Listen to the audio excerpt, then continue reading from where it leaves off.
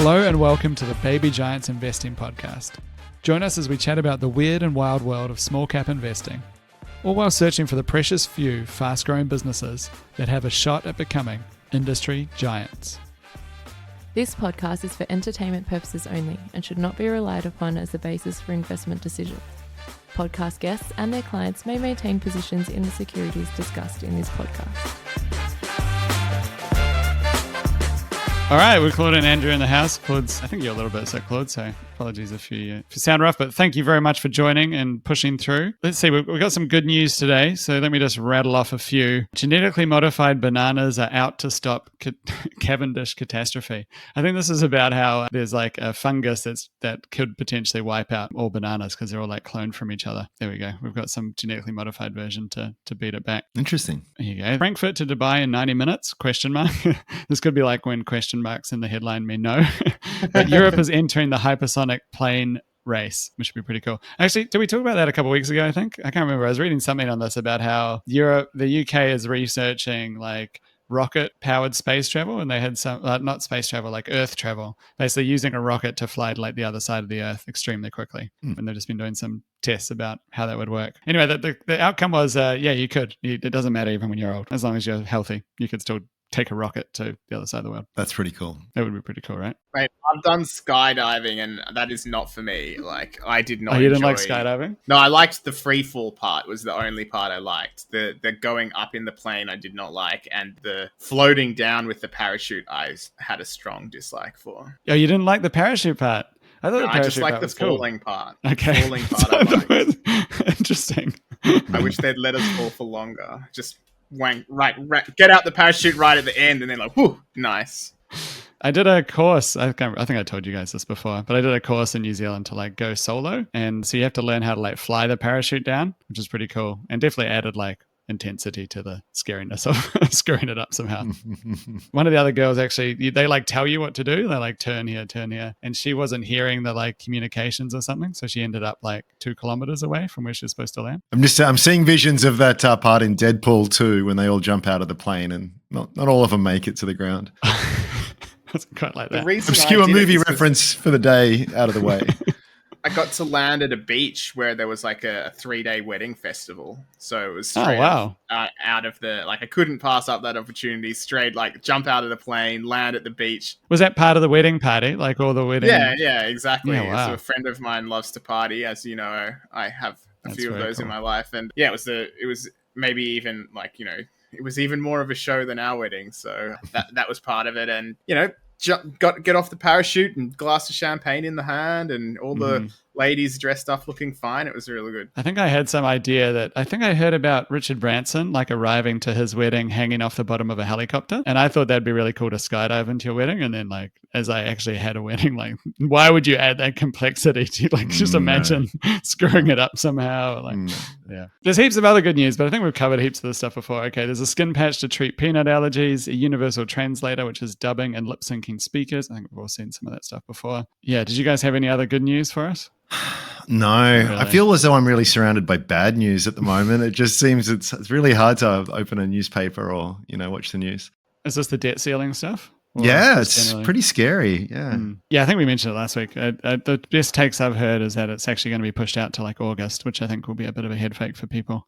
Yeah. But yeah. Well, it happened last time, right? So, Yeah, well, basically they've set a deadline that it has to be done by June 1st, but some other people analyzing it think they'll just scrape through on having enough cash, because I guess the timing of when cash comes in and out, that they could last until August or September, which will kick the can down the road until it becomes a real thing that they can. Is it one of those things where it's like they're not going to solve it until the markets do actually start selling off? Yeah, I think you mentioned that last week, didn't you? I think I agree. I think that'd be my base case, is like people only care when the markets care. Like you look at everything, the TARP rescue in 2008, like it's all, once the market starts having a panic, that's when it sells It's off. a tough one. I'm not in my flow. Like I don't know what to do, if I should continue like rebuilding up my portfolio, if I should just pause it for a while and see if we get some better bargains. I'm not thinking about that, to be honest. Maybe I'm wrong, but I feel like it's a distraction. And if you're worried about a recession, like there's a lot of other indicators that the US could enter a recession in like 6 months. And so I just feel like people, it is clearly a bigger deal than that if it did happen. Like it's kind of like, I don't know, a meteor that's almost certainly going to pass by the Earth, but it would be really bad if it did happen to us. Yeah. And in the meantime, all this other stuff's going on, which I think is probably the main thing to focus on. But I mean, overall, like, actually, I feel like it's been the recession that has been the most talked about recession ever before it even came, right? Yeah, it is. Yeah, it's been predicted for like well over a year. I remember people last year like, well, because there was 2 periods of negative growth in the US last year, and everyone thought that was a recession. Cool. All right. Well, should we chat about some other stuff going on with stocks? Oh, one other thing, kind of tangentially, bit of news, not really. Well, I guess there's a few stocks specific, but just buy now, pay later got regulated, which I just thought was kind of interesting. Seems to be like it's going to be properly regulated. Yeah, which it looks like it didn't actually affect Zip that much. I wonder how that plays out for before pay. I mean, it was Yeah. never BNPL though, was it? Right? It was just. Yeah, I'm not sure actually how it works for them operating as a credit product or not. Yeah, it looks like they are down a bit over the last month, but they'd been down a fair bit before then anyway. And just kind of been bouncing along. I haven't been paying close enough attention to that whole thing with buy now, pay later, but it strikes me as something that's really fundamentally changes the business model. Like the onboarding has just got so much more friction all of a sudden. And that friction comes at a cost for the provider. And that's going to make the pricing advantage differential not as attractive, et cetera, et cetera, et cetera. A lot of users, I suspect, liked that product because they were cut off from other forms of credit. So even the people that you most likely to use, I'm generalizing and probably making up some stuff that maybe isn't exactly true, but it feels as though it's not a small deal. I don't think it's existential, but it's not it's not nothing. Yeah, I think there was something else where before, like you have to, the customer has to ask to expand their credit limit. Yeah, and so that was going to, like, the idea that the customer would have to ask Afterpay, because that's probably one of the biggest things that the buy now, pay laters had done well, is figure out who's paying off and then just significantly expand the amount of credit you give them. But yeah, if you stop that, it stops a lot of growth there. Yeah. And I guess the whole sector, as we know, has been just massively off the boil. Yeah, I think, what was it? Zip even is down, 90, 95%, 90%? I think it's down 90%. It was down 95 and rebounded. Wow. Oh, no, It's it's such down a pity 95. we don't get to see. It's Yeah. a pity we don't get to see what Afterpay would be trading at right now. I think it's fair. I think it would be pretty close to Zip. Like, I don't think there'd be, like it would have had the same fortune as Zip almost certainly, considering its growth stalled. And it's like analysts looking at Block reportedly put like a $0 value on it. So Wow. yeah, it's kind of wild, hey? The whole thing way is to cash wild. out.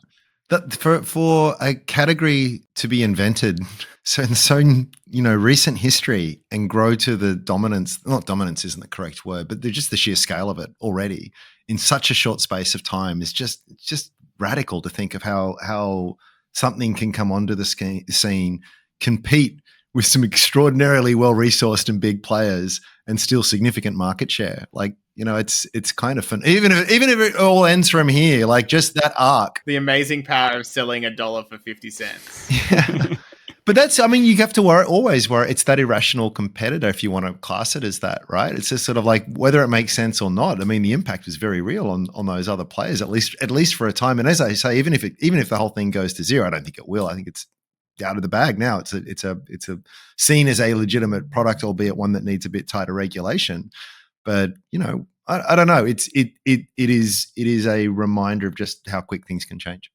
Yeah, totally. And I think the bull case for Afterpay, etc., was that there was a network effect, and so they could charge merchants more. And I think you've seen that reverse. So like leave aside all the regulation stuff, just the fact that those fees to merchants kind of coming down from competition is kind of the other bear thesis for this, that it was just, there wasn't enough of a differentiator. And you've kind of seen it with Apple, and everyone launched a pay in 4 product. Actually, it doesn't make that much difference. People don't have that much preference of using Afterpay versus any other pay in 4, at least not enough to, have as high margins, because they were increasing for a long time, which just, was impressive, surprised me. And so, it's wild. As you say, it's the speed of it that's most wild, because it's like it blew up in a couple of years and went back down in a couple of years as a theme and bubble and trend.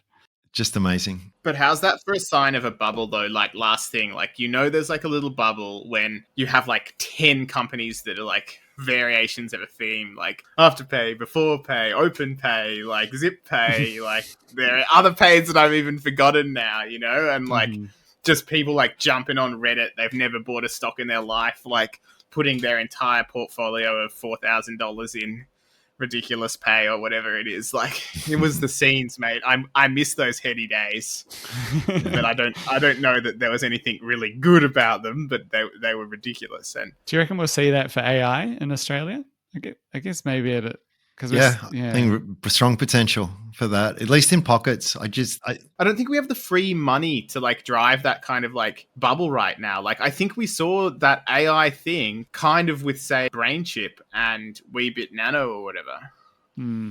I feel as though it's something. It'll be something that will be seen that you're not keeping up if you're not employing some form of it in your business, and the broad applicability of it. I feel as though it's just remember the whole ESG thing. It just doesn't really get talked about anymore, but that was a big thing. And corporates were doing that because there was a market demand for people, from people, for companies that were seen to be doing that. And then, AI will be a similar thing that I just expect it to be not so much immediately substantial economically, but just that it will be something that is mentioned in a lot of slide decks, and a lot of CEOs will be uttering it and talking about the advantages of it. And that I don't know if I would use the term bubble, but I can see a lot of hype building around it. And hype always builds around things where I think there's a nugget of truth to there's legitimacy in it. And a whole bunch of dodginess will cluster around that. But yeah, I expect to be hearing more and more and more about it. Yeah, the weird thing with the pay and buy now, pay later is that like we were the home for it too. It's like it's not that there wasn't the same rash of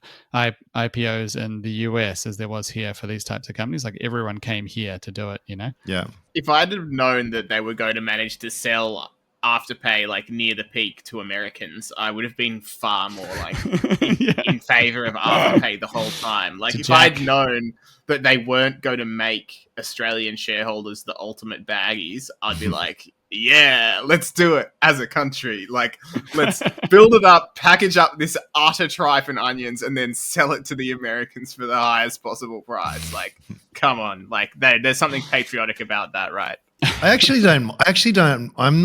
I don't mind the concept in broad strokes of the product. It's just we've always had lay-by. It's a more sort of digitally oriented, maybe smarter version of that. Yes, it's credit. It absolutely is credit, pure and simple, but it's just a different flavor of something we've already had. And the surprising thing was just the broad appeal of it and the speed of which it accelerated. And also too, kind of like in a very Uberish kind of way, just appeared and happened so fast that the regulators were really scrambling to play catch up on that as well. So yeah, I don't know. It's interesting. One that has been down and back up a few times now is Xero, which I think we covered a bit before. Did you gents have any thoughts? It's rallied again. The headline in the AFR is, what was it, from zero to hero again? Which I like they've used that, reused that variation. It's hard not to use. A dozen times.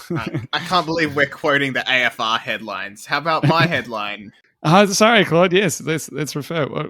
So you just wrote an article on a rich. Sorry, not snappy at all. It was just Xero generates record free cash flow in H2 FY 2023. But I think that was what the really cool thing about it is because there's just been this shift at Xero, and I wish I had more faith in the new CEO actually doing this. When they did the changeover, I think they were very careful to be like, oh, we're not changing CEOs because, the prior CEO was making bad decisions. It's just like a la-di-da time to like keep going. Xero's great. Like, there was no real suggestion that they'd been doing the wrong thing and that they should have prioritized profitability and free cash flow more, and that they'd been spending too much. And they've made a number of terrible acquisitions under the previous CEO that just burnt like tens of millions, if not hundreds of millions of shareholder money for no reason. There was no prospect at any stage that like getting into like lending would be, making the Xero business better. Obviously not. Yeah, but they're never going to fess up so candidly, right? Like, I hear you. Not as candidly as that, but I would have thought like a little bit like of some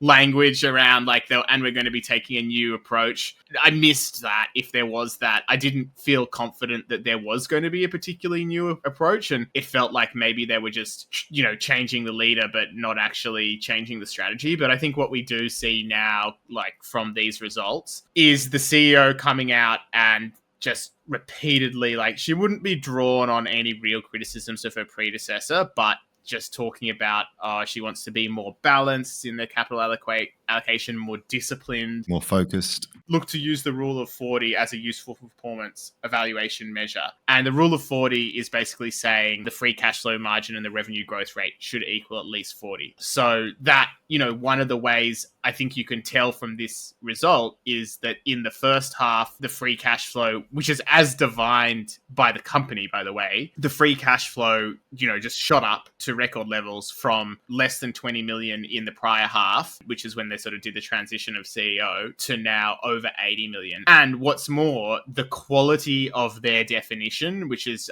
free cash flow from operations, less investing outflows, excluding acquisitions and strategic investment into the business. In the past, they were doing, essentially for 2 years under the previous CEO, they did essentially zero free cash flow. Even once you exclude the money, it turns out that they'd been completely wasting on acquisitions. And so, the actual net result was very poor in terms of how the business was being run. And then in this result, you have not only a much higher free cash flow number of almost like around 90 million, you also don't have silly acquisitions and stuff, which for me was really the biggest concern. Like, you have this really high quality business and then you're just going to start making it worse quality and spending hundreds of millions of dollars of shareholder capital at the same time. So I think even though the language has been subtle and they have not been upfront with sort of saying, whoops, we did the wrong thing and now we're going to do the right thing, the proof is a little bit in the pudding with these results. And I think you've seen the share price react extremely strongly to that. And you also just saw a bit of like cost cutting as well. And general administration expenses, they previously had no problem with where it was at and no attempt to reduce that as a percent of revenue. They basically now are saying, look, we want to see operating leverage. Sales and marketing is supposed to be flat to down. Okay, fair enough. That's the last one you cut. Product development down, general administration down. So look, best margins they've seen in a while, best quality of a result that they've seen in a while. This could set up the company to, actually start becoming a profitable, growing software company. And, if that happens, if they can hit that balance and get anywhere near the rule of 40, it doesn't surprise me the share price has come off the lows. And if anything, I'm just kicking myself that I didn't, have faith in the new CEO, who was an unknown, quantity at the time. Now, they haven't promised they won't do acquisitions, so there's still some risk there. But my gosh, the amount of value that you can create here, if you just focus on doing the one thing that you do well, that's what you've built your business around, then there's heaps of upside, if they're not going to give up in America, by the way. So it makes perfect sense for them to actually focus on succeeding in America. I felt like I was taking crazy pills holding Xero shares the last couple of years. They haven't succeeded in America. They are making some headway in the UK. Their Australian, New Zealand business is extremely good quality, but they are still, buying stuff like Waddle, like diversifying across the product set. And then Planday, which is, as I understand it, mostly was focused in countries where they didn't have the accounting software. Whilst that could be a more reasonable acquisition than Waddle, it didn't really have the kind of fit that you would have expected anyway. And also, why bother? Isn't the strength of Xero that it could be a platform and other people can sell through their platform? So surely just having partnerships is smarter than actually buying these, essentially app products and then competing with the developers that are trying to sell apps on your platform. That is discouraging to them if you actually have your own ones on it as well, because then they'll be less likely to invest their time, money, and capital in developing solutions that plug into Xero. So never made sense to me, the acquisition. They haven't done any kind of mea culpa. I mean, the board's the same. Like, they haven't really said, oh, we did the wrong thing, but it just feels like this is the quality of this result, the direction they're going, the kind of language they're using around it is the most bullish I've seen about Xero for ages. Plus, they took out the trash with like massive write-downs. So one would hope that that's the last write-down they need for their acquisitions, but we'll see, I guess. Yeah, you're pretty positive. I guess so some points where I had a slightly different view. I'm interested in your take, Claude, which I think I mentioned to you a bit before we were chatting. One, I guess I'm not sure how much is the CEO versus she's only been in the seat for kind of 5 months of this result. But I do think that it's clear that they've changed direction pretty hard. So I guess whether it's the CEO or the board, but you're right, they've clearly changed direction to focus on cash. I guess my concern is what's the future look like for Xero in 3 years' time? You kind of look at subscriber growth. It's kind of falling by around, say, 5%, 5% every year. So 2020, it was 26%. Then kind of believe the pandemic, it fell down to 20% in 2021, kind of stayed around there in 2022, only dropped 1%, but then dropped another 5% this year. And I kind of project that forward another few years. Like, do we get to where subscribers are only growing like 5% in like a couple years time? Like, I don't know what happens here from here. Like, that's kind of one of the big questions I had. And at the same time, they're raising prices quite a bit. So the revenue growth is quite strong. Like, this is on like slide 7 of their thing. They've gone from a decline in FY21 of ARPU to growth of 7% in FY22 and 10% in FY23, which is good. So I guess the path here, I think it will produce cash. I guess the concern I'd have is like,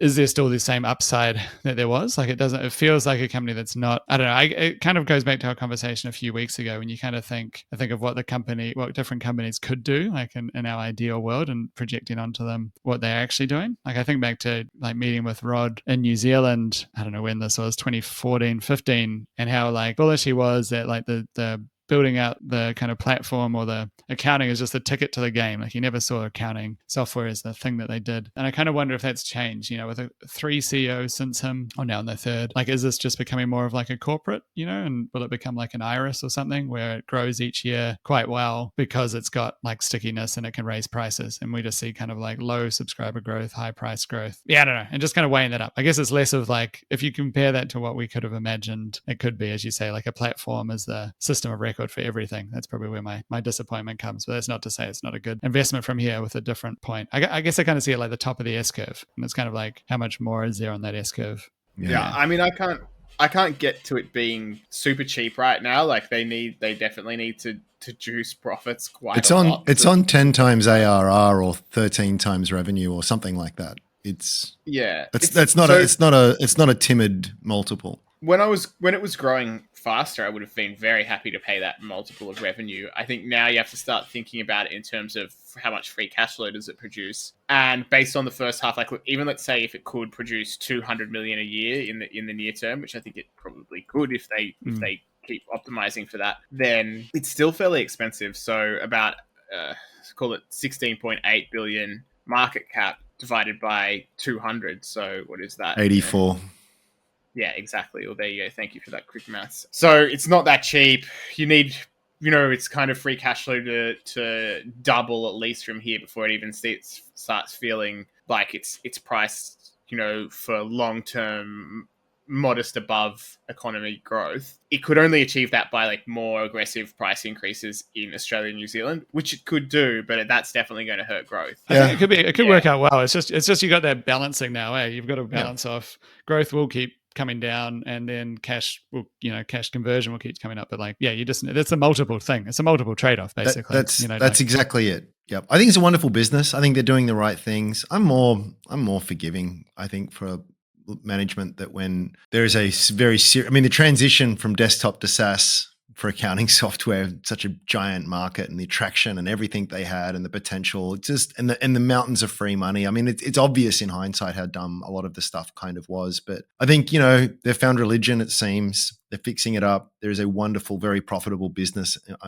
at the heart of this. There's still a lot of growth in it. There's nothing I've got bad to say about it, really, except it feels like there's a lot in the price already. It's like, even if they do manage to perhaps grow a little bit stronger than what you guys are suggesting, it's just hard to sort of justify those. Kind of reminds me of PushPay, like PushPay when they pivoted hard away from growth. PushPay is much more aggressive and different, and I think Xero is a much higher quality business for a few reasons, but people still did okay out of that. Like, from when they made that pivot, it still did well. It just didn't have that 10x upside that it had before. Okay being the operative word, I can speak from experience. Yeah. But when I first looked at PushPay, it was growing like thousands of percent a year. It's literally one of the fastest growing companies ever, and it's just wild how much that can change, which I don't think will be the case this year. I think there's a bit more latency with its model and everything else, but it'll be interesting to watch the next few years, I guess. Like, just if they can keep that subscriber growth up, or if the new CEO finds like a new, cuts away staff and just refocuses everyone, innovates and stuff again, then I think it could be. I'll give a blue sky kind of thing, just on what we were talking about before. Like, you think of AI and, what companies can really make advantage of that kind of technology. It feels like Xero is right up there. Of course, the same could be said for Intuit and others, but like, when you're getting models that can do far more advanced things in terms of data extraction, compiling that, drawing useful information out of, it's such I think the companies that really stand to benefit are those with very significant proprietary data sets.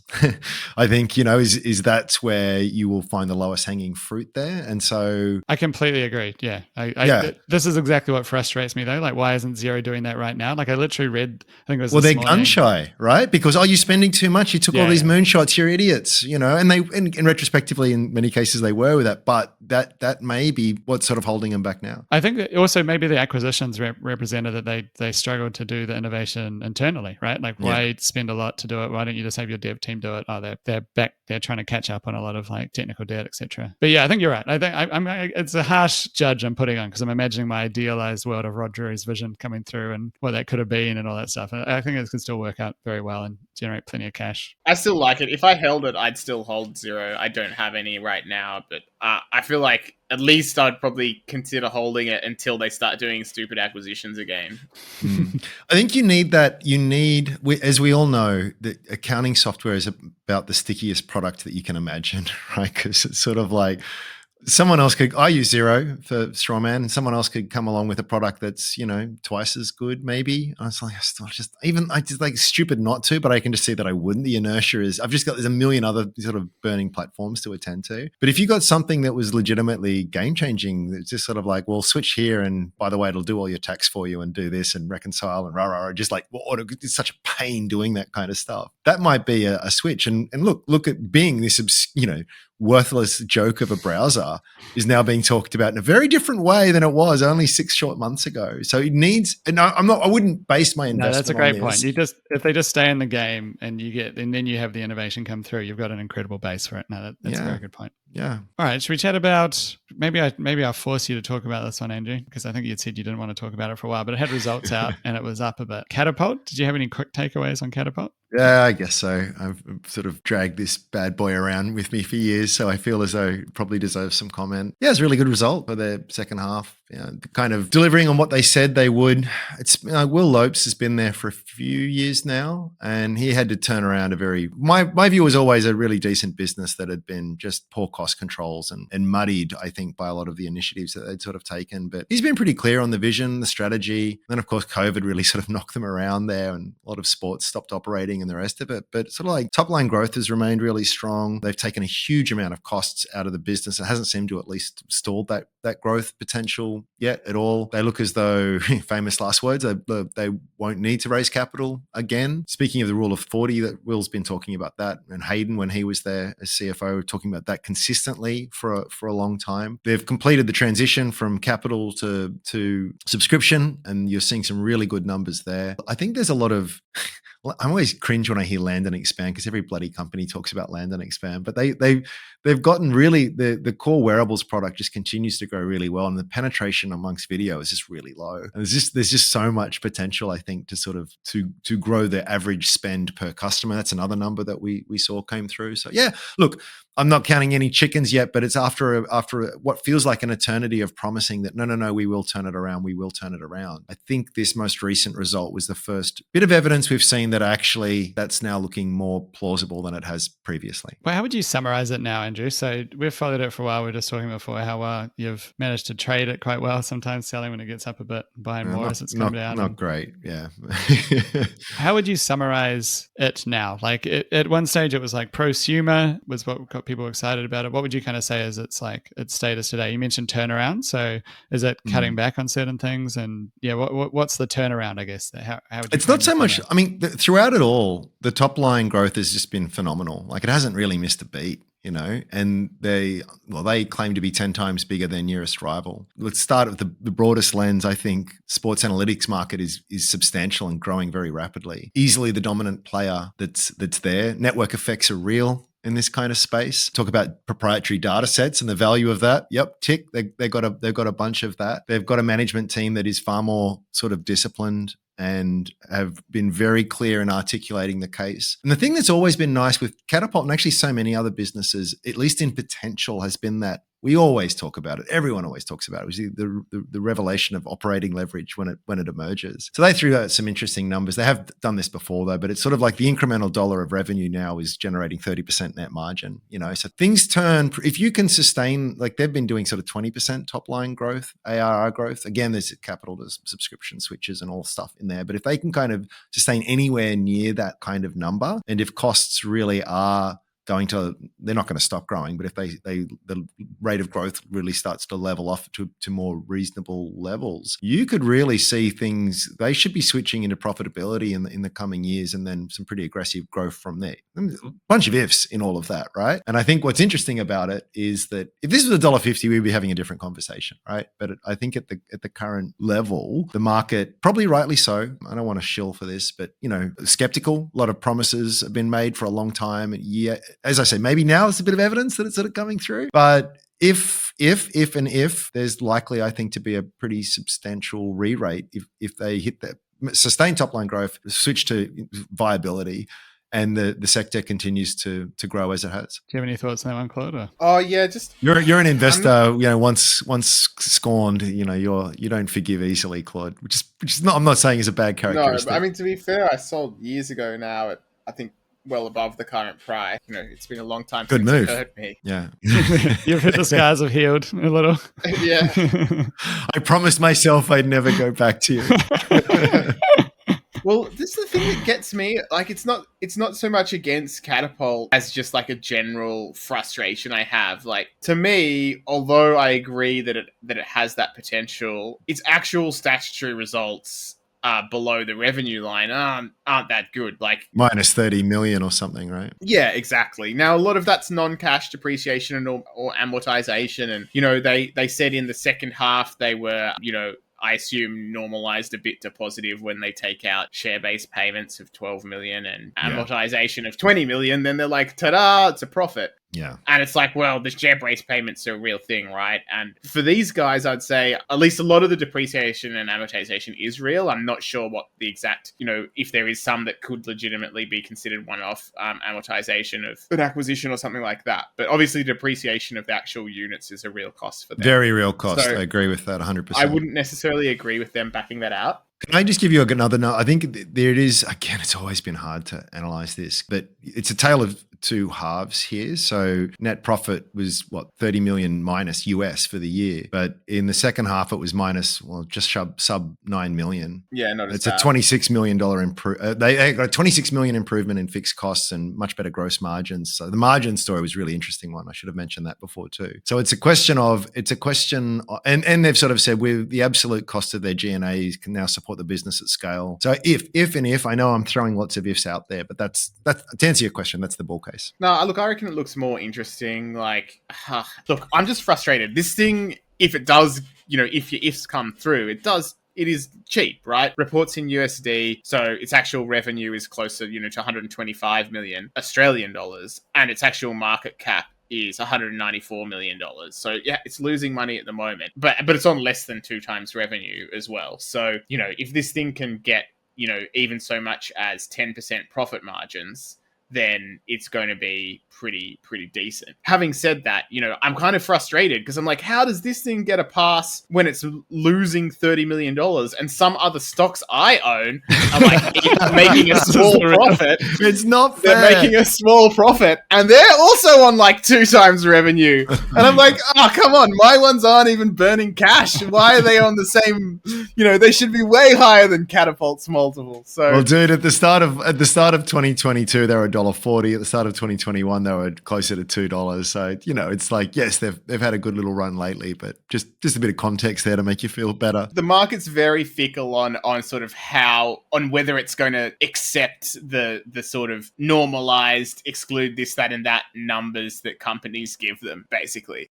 Yeah. I'm looking at the totally off subject, but the insurance brokers at the moment, and, they all report some version of underlying net profit after tax, which you could say is not quite the same between them, some of them having more normalizations than others. But the market seems to just, I posit, accept their normalizations, which, to be fair, are a lot better than most, because when they acquire, they get non-cash amortization, which is genuinely one-off. But the market just accepts their, underlying NPAT-A or underlying PAT or whatever it is they call it. And they all trade within a couple of multiples of that underlying number, whilst their statutory multiples are quite different. And so the market really accepts that one, I think, for those. But, I feel like it's very inconsistent whether they do. And my favorite one is where you don't actually have to accept the underlying normalized magical whatever it is in order to get to a multiple you feel comfortable with. Is sort of, that's probably where I like to play. But,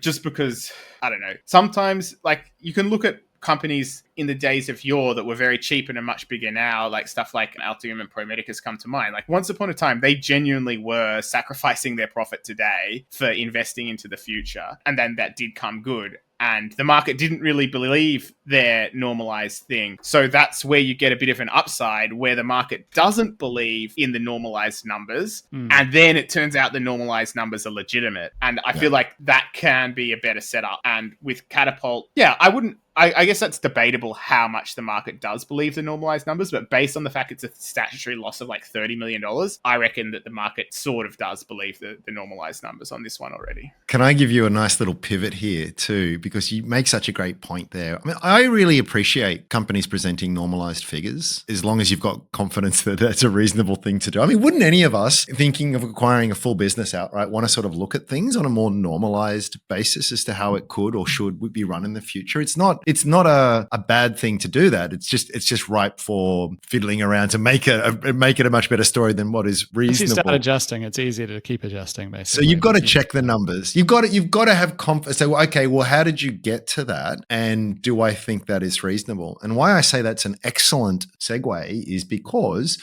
Eroad had some results out today too. And, in a lot of ways, they've had some pretty, it was a nice kind of result. Revenue was above guidance, EBIT's improving, although still negative. Cash flow is improving, still negative. Annual recurring revenue up 14%, guiding for 6 to 9% revenue growth in the full year. And then sort of they've got this, where I'm leading to here, for FY24 normalized EBIT of 0 to 5 million. So you go, okay, that's pretty cool. That's what we want to see. However, that is normalized for removing the accelerated 3G replacement program. And just quick shout out here to Mushroom Panda, because he just nailed it with this comment. What a legend! That he made, because that replacement of, you either go back to 2G or you upgrade your units to 5G, right? 4G. And that's going to cost a huge amount of money. So it is you can normalize it in the sense you say, okay, well, that's just a one-off cost, but it's a pretty big cost. And when you account for that, the EBIT number is more likely to be anywhere as much as negative, I think he said $13 million, which is a far cry from $5 million positive. So again, you can build your own sort of interpretation around that, but it's sort of like they're two very different numbers, is what I'm saying. It's worse than that as well, right? Because it's actually 11 to 13 million, Kiwi dollars in FY 2024, another 8 to 10 million in FY 2025, and then I think 5 to 7 in FY 2026. Yes. So it's like, I guess the big capex. These things. It's just like these things. It just seems like this is a nasty surprise that they surely would have thought about, but now they're talking about. And it does. I think there's a big risk as well, just in terms of companies in general. And I've tried to quantify this a little bit better in my life to try and eliminate some of the mistakes that I've made in the past. But I feel like it comes through most strongly in what I'll just call an ick factor. And I think that when there's a company that is too cheeky with its adjusted, normalized, blah-de-blah, and tries to ram down these fantastical numbers, and people start, anchoring to these made up numbers, but they don't really have a great foundation in reality. If you think of, Buffett's concept of owner earnings, then these normalized things don't really have, that much of a reflection of it. Like if you're, essentially it's the typical ones that, we made a big acquisition. We'll take the revenue from that acquisition, but now we're going to exclude the write down because we paid too much for it, or whatever it is. Now, use the insurance brokers, because it's sort of been deep diving on. On the one hand, the non-cash amortization of the acquisition consideration, or the acquisition consideration that runs through that profit and loss that you're paying for the thing, you probably don't want that in your owner earnings because they're not necessarily repeating. But what about the costs of just doing the transaction? Well, if your model is to constantly do these transactions, then I'd argue the costs of doing the transactions are very much part of it. If your model and your shtick is, hey, we make sure all employees have options because we want alignment, you can't exclude the options because that's part of your business The real model. cost, yeah. So, and I think obviously Eroad falls down on being like, oh, if you exclude the costs of like, 25 million bucks that we need to do to upgrade all of our devices, then we're going to have such and such an earnings. And it's just like, yeah, but that's so core to your business. And why didn't you build the devices on, 4G before, or, in the future, you're going to need to upgrade them. Like, yeah, maybe it's not fully recurring. There can be other ones that are more borderline, like, oh, this is a one-off investment that's going to be 4 million over 2 years. Well, it's over 2 years, man. Is it one-off? You can see why the market gets skeptical of that kind of stuff. But I guess the point that I would come back to is, well, maybe if you're buying it when the market isn't really believing the normalizations and they turn out to be legitimate, then you're okay. But if you're buying the stock when the market absolutely does believe the normalizations and then the statutory profit just lags behind massively, especially if, they basically give this idea, they say on their conference call, we're a profitable company with, our normalized EBITDA is XYZ, it's going to be, we're profitable, blah, blah, blah. And they're trying to like ram this message of profitability. And then they've got an $8 million statutory loss. I think you get a double whammy of risk there, because not only have like people sort of been suckered in on the idea of these normalized numbers that may or may not be so legitimate. Like, I think where I screwed up once is like, company did this and I wasn't even looking at the normalized numbers. Like, I personally was like, nah, these normalized numbers are crap. I'm just going to ignore them. The problem was the market wasn't ignoring them. So when the market realized a certain amount of time later, oh, actually, you're normalizing out technology spend, which is just recurring every year. Like, this is like your R&D. You're a tech company. Like, you're going to always need to do this. So it's all well and good for you to normalize it out and show good cash flow because you're like, or operating cash flow because you're capitalizing a bunch of R&D, which you're also excluding from your underlying EBITDA, blah, blah, blah. If the market has focused on that number that I think is silly the whole time, it doesn't matter that I've been like, never mind about that number. I'm looking at free cash flow and statutory profit. If the market's priced it based on the silly number and then it starts to be like, oh, hold on, we don't believe the silly number anymore because the statutory numbers are terrible, then you're going to get a drawdown in your shares. And so part of investing that, I always be trying to improve my whole life is it's like trying to be in that flow state where you understand what you think, but you also understand what other people think or what the market thinks. And I think, looking back on my own investing now over 10 years, like, I've made the best decisions when I've nailed both of those things. And if you just miss one, you could have a good thesis yourself. But if you've got wrong about where the market is thinking, then you're potentially in for a pain trade, because even if you're right in 5 years, it'll be a bumpy road if the market gets disillusioned on the way. Yeah, I think you raised a good point, Claude. It's also that if we think of the tech companies, when the market was discounting them, they weren't really reporting normalizations for a lot of the stuff too. Like, if you think of Xero, like, you could adjust yourself to strip out if their marketing cost wasn't there or something, like how profitable would they have been. But they weren't like creating like marketing adjusted EBITDA or something, and so I think that kind of helps, because that means that the market's expectations are just much less likely to be everyone making those adjustments, whereas I agree. I much prefer companies to just eat it and just report the statutory numbers and give you enough other tools that you can calculate if you want to back out and make your own thing. I think you're much, as an investor, like, it's a bit of a sugar hit to have them tell you the EBITDA, and you're like, when you own it, you kind of want them to tell everyone else, oh, we're profitable if not for this. But it doesn't really help you that much, because it means that there's not that much upside. If let's say that they actually start reporting stat numbers that match it, there's no upside there anymore, because the market's kind of mostly already expecting it. There's a bit, as you say, from not fully baking it in, but it's better just if they don't. Totally unplanned topic, but it makes perfect sense on this matter. Is Technology One reported recently. And now this one does report great statutory numbers, but its cash flow is sort of always lagging because it sort of just capitalizes an increasing number. But the interesting thing for me is that the market doesn't seem to have a problem with that. And it's an absolute darling, notwithstanding if you like compare the statutory profit of Technology One, say, with some of the other high quality stocks that we like, you know, it doesn't come off so well in terms of comparing free cash flow with the actual statutory profit. Yeah, that's a good question. I'd have to dig into that cash flow kind of reconciliation to understand that one more specifically. Yeah, either way, that's a different thing. Obviously, what we're talking about is a whole new, like when you're talking about normalized EBITDA, it's a whole new level of like setting the expectations way too high and which does set you up for disappointment. I just want to give a shout out to another member, Luke Winchester, Merriweather the Capital. He wrote a really great article on our blog, I want to say 2020 or something, exactly highlighting that point and using Technology One as an example. Yeah, which is a really good point. But yeah, look, it doesn't seem to matter as long as that statutory EPS comes in.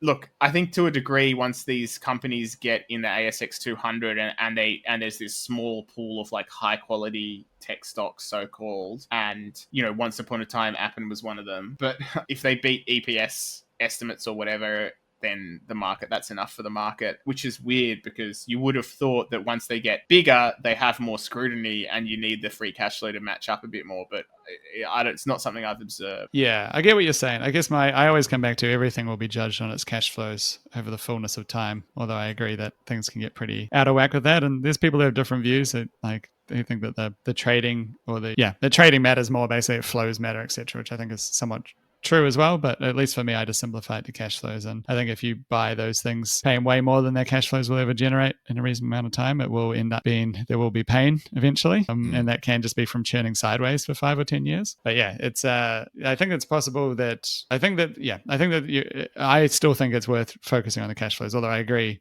it can be a long time where you just see everything going up that isn't related to the cash flows for a long time. Yeah.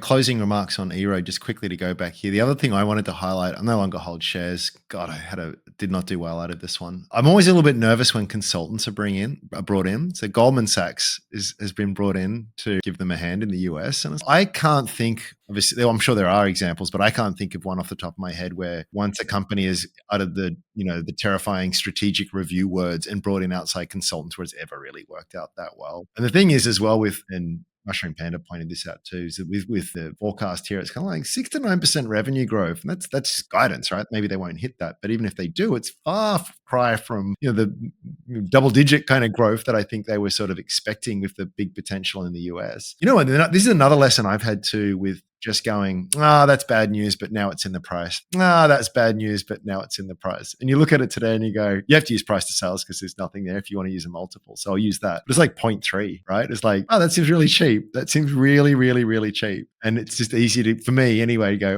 well, yeah, a lot of hairs on this one, but gosh, it's cheap. And I don't know how many times I need to learn this lesson. Saying it here might help me be more prudent in the future. The good rule of thumb is like, if you got this kind of situation, it's debt that's the red flag. Just any debt, no. They've got a bit, yeah. You got to say no to the loss-making companies with debt. It's just if they're making just a small profit, that's okay, but they just need to keep being profitable or it's really scary. I wish them well, but I'll be watching from the sidelines. All right, any happy comments? I feel like we took a down mode. Well, let's talk about Webjet, which I'm pretty sure, I won't talk for you guys, but can fly onto Webjet, and I could be an AFR headline writer. And soars into the stratosphere. Yeah. Look, I don't own it. Don't know if you guys do. It's not one that we've big upped for a while, but you got to say wish I bought it last year. Yeah. Look, I mean, it's had great share price. It's a good story in the sense that it's a combination. Look, I guess it's more of a giant than a baby. These days, once upon a time, it was a baby. Yeah, almost $3 billion worth of market cap. Yeah, helped by some massive dilution. It sort of. Well, it's at a record. It's almost at a record high, right? On market cap basis. Price. Not on share price, but on market cap basis, it's at a record high. Absolutely smashing it on market cap basis. I think it's a testament to the way the company's run that it raised capital at such an incredibly low price. Like it never even traded near where it raised capital. It traded like at a massive discount to its lows.